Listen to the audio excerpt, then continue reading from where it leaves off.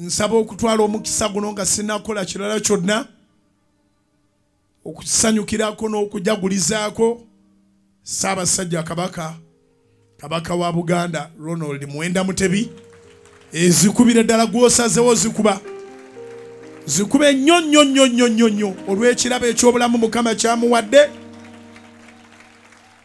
okutuuka ku matikkira ge ag'omulundi ogwasatu mu ogumu. Bannange, akalulu aka Mukama, ate engalo eza Mukama waggulu, engalo eza Mukama waggulu. Ssaabasajja kabaka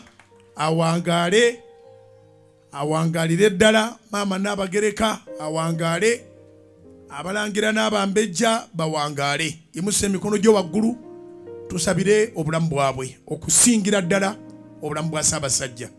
Katonda wa Ibulayimu ne Isaaka ne Yakobo, gwe kabaka w'abakabaka era gw'osalawo ani anaabeera kabaka mu mulembe ki. Omulembe guno waguwa Ssaabasajja kabaka waffe, kabaka wa Buganda Ronald Muwenda Mutebi, era tuguyita omulembe omutebi. Weebale entalo z'omulwanidde, weebale amayengo g'omize, weebale omukono gwo gw'ogolodde kabaka w'abakabaka, weebale okunyweza omutima gwa kabaka waffe n'amanya nti waliwo Katonda. Weebale taata okunyweza famire eyo eya Ssaabasajja kabaka Ronald Muwenda Mutebi ne maama n'abagereka n'abalangira n'abambejja n'obwakabaka bwonna ne gavumenti ya Buganda, Katikkiro ne bakulembera nabo bonna.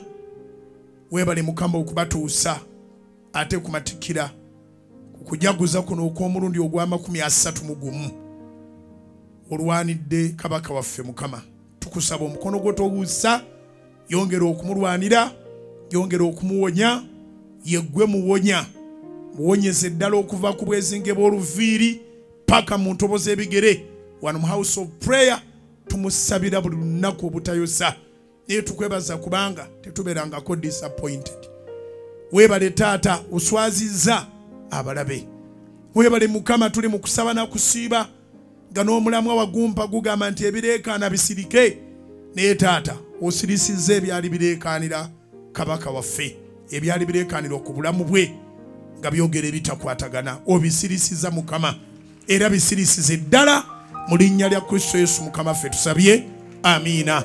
Awangaale Ssaabasajja, awangaale alamula Obuganda mu linnya lya Mukama ffe Yesu, amiina. Katonda mulungi, atukola bulungi bwereere.